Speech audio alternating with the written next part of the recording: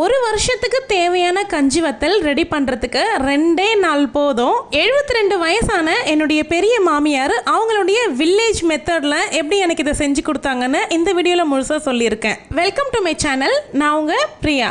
என் சேனலை சப்ஸ்கிரைப் பண்ணி தொடர்ந்து ஆதரவு கொடுத்துட்ருக்கேன். உங்கள் எல்லாருக்குமே ரொம்ப நன்றி. இனிமேல் சப்ஸ்கிரைப் பண்ண போகிறவங்களுக்கும் ரொம்ப ரொம்ப நன்றி. சம்மர் வந்துட்டாவே நம்ம எல்லாமே ஒரு வருஷத்துக்கு தேவையான ஸ்டோரேஜ் ஐட்டம்ஸ் எல்லாமே செய்ய ஆரம்பிச்சிருவோம். அதில் ஒன்று தான் இந்த அரிசி கஞ்சி வத்தல். இதை செய்கிறதுக்கு ரேஷன் அரிசியே போதும். ரேஷன் பச்சை அரிசியை சுத்தம் பண்ணிக்கிட்டு நல்லா கழுவி காய வச்சு அதுக்கப்புறமா மாவு மில்லில் கொடுத்து அரைச்சிட்டு வந்துட்டாங்க. ஒரு 1/2 கிலோ பச்சை அரிசிக்கு தேவையான அளவுகள் தான் இந்த வீடியோவில் நான் சொல்ல போகிறேன்.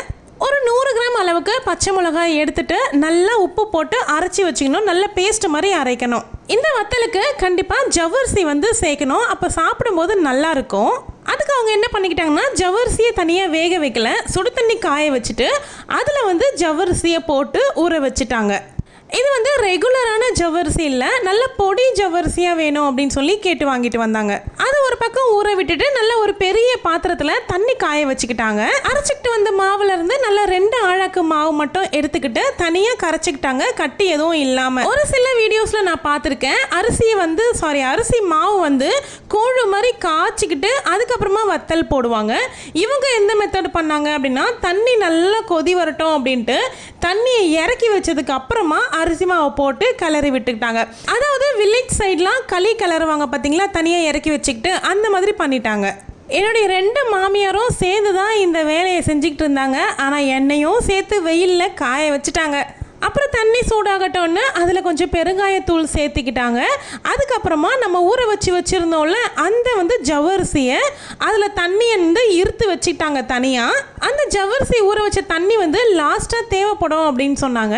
அதனால் அந்த தண்ணியை மட்டும் தனியாக இருத்துட்டு ஜவ்வரிசியை மட்டும் அந்த கொதிக்கிற தண்ணியில் சேர்த்துக்கினாச்சு. காலையிலே ஆரம்பிச்சிட்டு இருந்தோம் அப்படின்னா ஒரே நாள்லேயே நல்லா காஞ்சிட்ருக்கோம். நாங்கள் ஆரம்பிக்கிறதுக்கே 10 மணிக்கு மேலே ஆயிடுச்சு. ஸ்கூல் டேஸில் எடுத்துக்கிட்டோம் அப்படிங்கிறதுனால இது லேட் ஆயிருச்சு. ஜவ்வரிசி சேர்த்ததுக்கு அப்புறமா நம்ம கரைச்சி வச்சிருக்கிற அந்த அரிசி மாவும் சேர்த்து கலக்கிக்கிட்டாங்க. அது கூடவே சீரகம் போட்டாச்சு. அதுக்கப்புறமா நம்ம பச்சை மிளகாய் அரைச்சி வச்சிருந்தோம்ல அந்த விழுதுமே சேர்த்துக்கிட்டாங்க. இந்த சம்மரில் செய்கிற வத்தல் ரெசிபி எல்லாமே என்னுடைய பாட்டி செய்வாங்க.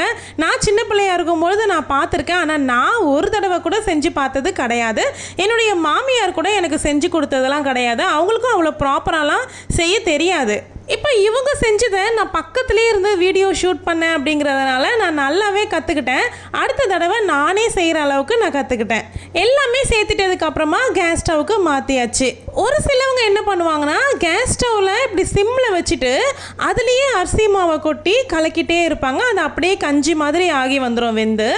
இவங்க என்ன பண்ணாங்க அப்படின்னா, இதை நல்லா கொதிக்க வச்சுட்டு அந்த தண்ணியை வேறு ஒரு பாத்திரத்துக்கு மாற்றிக்கிட்டு அதை கொண்டு போய் மாவை வெளியில் கொட்டிக்கிட்டு அப்புறம் கிண்டிட்டாங்க. இந்த ஸ்டேஜில் உப்பு காரம் கம்மியாக இருக்குது அப்படின்னா சேர்த்திக்கலாம்.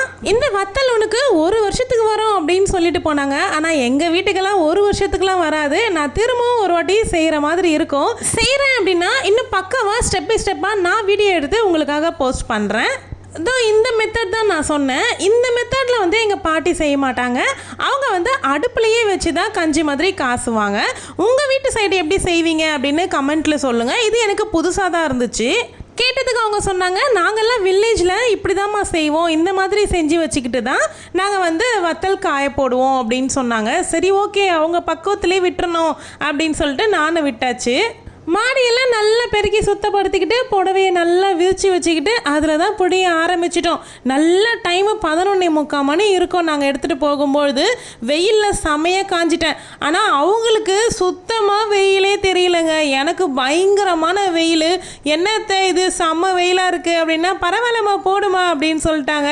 வத்தல் காஞ்சிதோ இல்லையோ நான் நல்லா காஞ்சிட்டேன். முறுக்கு பிழியறது இருக்கான்னு கேட்டாங்க. இது எடுத்து கொடுத்தா இதெல்லாம் நமக்கு செட் ஆகாது அப்படின்னு சொல்லிட்டு கவரில் நல்லா ஓரத்தில் கட் பண்ணிக்கிட்டு அதில் மாவை ஃபில் பண்ணி அவங்க போட்டு எடுத்துக்கிட்டாங்க.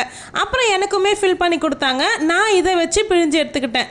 உனக்கு எந்த மாதிரி பிழிய வருதோ அந்த மாதிரி பிடிமா அப்படின்னு சொல்லிட்டாங்க. நானும் போட்டு தள்ளியாச்சு. ஆனால் அவங்க செய்கிற அளவுக்கு வேலையில் பாதி வேலை கூட என்னால் செய்ய முடியாது போல இருக்குது. அந்தளவுக்கு ஆக்டிவாக நல்ல வேலையெல்லாம் செய்கிறாங்க, குனிஞ்சு நிமிந்தெல்லாம் செய்கிறாங்க. நிஜமாக என்னால் முடியலைங்க, நான் ரொம்ப தாழ்ச்சிட்டேன் அன்றைக்கி. எனக்கு அன்றைக்கி ஒரே சிரிப்பு தான். அவங்க பாருங்கள் கொசுவத்தி சுருள் மாதிரி போட்டு எடுத்திருக்காங்க. என்ன பார்த்தீங்கன்னா ஜிலேபியை பிச்சு போட்ட எழுத்துக்கள் மாதிரி நான் போட்டு வச்சுருக்கேன். அதாவது ஒரு ஷேப்பில் இருந்துச்சு. பரவாயில்ல, எதாக இருந்தாலும் பிச்சு பிட்டு தானே சாப்பிட போகிறோம் அப்படின்னு சொல்லிட்டு எப்படியோ வந்த ஷேப்பில் போட்டு விட்டாச்சு.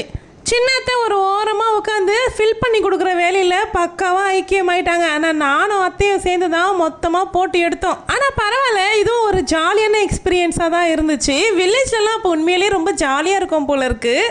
நாங்கள் எல்லாம் முடிச்சுட்டு கீழே இறங்கி போகிறதுக்கே 12:30லேருந்து 1 மணி போல் ஆயிடுச்சு.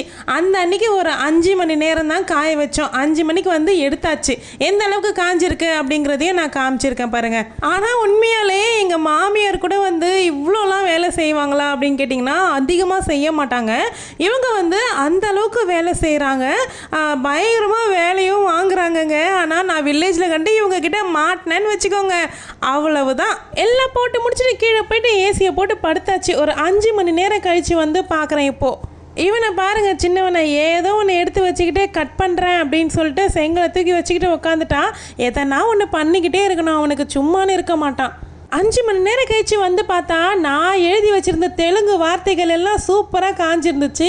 அத்தை போட்டிருந்தது எல்லாமே வந்து கொஞ்சம் கனமாக போட்டாங்கன்ற தொட்டு சரியாகவே காயலை, மேலாப்பில் காஞ்சிருந்துச்சு. ஆனால் உள்ள எல்லாமே ஈரம் இருந்துச்சு. இந்த முறுக்கு பிழியறத வச்சு பிழிஞ்சது எல்லாமே மெல்லிசாக இருக்குது அப்படிங்கிறதுனால நல்லா காஞ்சிருச்சு. அந்தப்போ எடுத்து உடச்சி பார்த்தாவே நல்லாவே உடைக்கவே வந்தது. அப்போ தான் சொன்னாங்க அத்தை, இதை திரும்பவும் மடித்து வச்சுட்டு நாளைக்கு கொண்டு வந்து காய வைக்கலாம். நாளைக்கு காலம்பரை வந்து காய வச்சிட்டோம் அப்படின்னா நாள் முழுக்க காஞ்சிச்சுன்னா கரெக்டான பக்குவத்துக்கு வந்துடும் அப்படின்னு சொன்னாங்க. புடவையை அப்படியே 2ஆக மடித்து கீழே கொண்டு போய் வச்சுட்டோம். மறுநாள் கொண்டு வந்து காய வைக்கலாம் அப்படிங்கிறதுனால அந்த அன்னைக்கு சாயந்தரம் சும்மாவை விடவே இல்லைங்க. செடி நடுறேன் அப்படின்னு சொல்லிட்டு செடி வேலைக்கு வந்துட்டாங்க. அடுத்த வாரம் போடக்கூடிய வீடியோவில் என்னென்ன செடியெல்லாம் நம்ம வீட்டில் அவங்க நட்டு வச்சுட்டு போனாங்க அப்படிங்கிறதெல்லாம் நான் டீட்டெயில்டாக காமிக்கிறேன். அந்த அன்றைக்கி எடுத்து கொஞ்சம் சாப்பிட்டு பார்த்தேன். காரம் இன்னும் கூட கொஞ்சம் போட்டிருக்கலாம் அப்படின்னு தோணுச்சு. காரம் கொஞ்சம் கம்மியாக இருந்த மாதிரி தான் இருந்தது.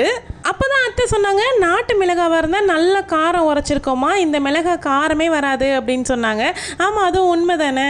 புடவையிலேயே ஒட்டி இருக்க வரைக்கும் தான் மொட்டை மாடியில் காய வைக்க முடியும், மற்றபடி எல்லாம் கொண்டு வந்து காய வைக்க முடியாது. ஏன்னா அணிலெல்லாம் சுற்றுது, கொத்தி கொத்தி எடுத்துக்கிட்டு போயிடும். அதனால் புடவையிலேருந்து எடுத்ததுக்கு அப்புறமா கீழவே தான் தாம்பாளத்தட்டில் போட்டு காய வச்சுக்குவேன். நெக்ஸ்ட் டே மார்னிங் ஒரு 9-9:30 மணிக்கெல்லாம் கொண்டு வந்து மாடியில் போட்டாச்சு. அந்த அன்னைக்கு ஈவினிங் வரைக்கும் நல்லா பக்காவாக முறன்னு காஞ்சிருச்சு. இன்னொரு நாள் காய வைக்க வேண்டிய அவசியம்லாம் கிடையாது, இதுவே போதும் அப்படின்னு சொல்லிட்டு கீழே கொண்டு போயாச்சு. கொண்டு போயிட்டு எடுத்து பார்த்தா தண்ணி தெளித்து எடுக்கணுமான்னு சொல்லி கேட்டேன். அப்படியே எடுக்க வரோம் அப்படின்னு சொன்னாங்க. எடுத்து பார்த்தா பக்காவாக எடுக்க வந்துருச்சுங்க. நான் கூட தண்ணி தெளித்து எடுத்து மறுநாள் மறுபடியும் காய வைக்கணும்னு நினச்சேன்.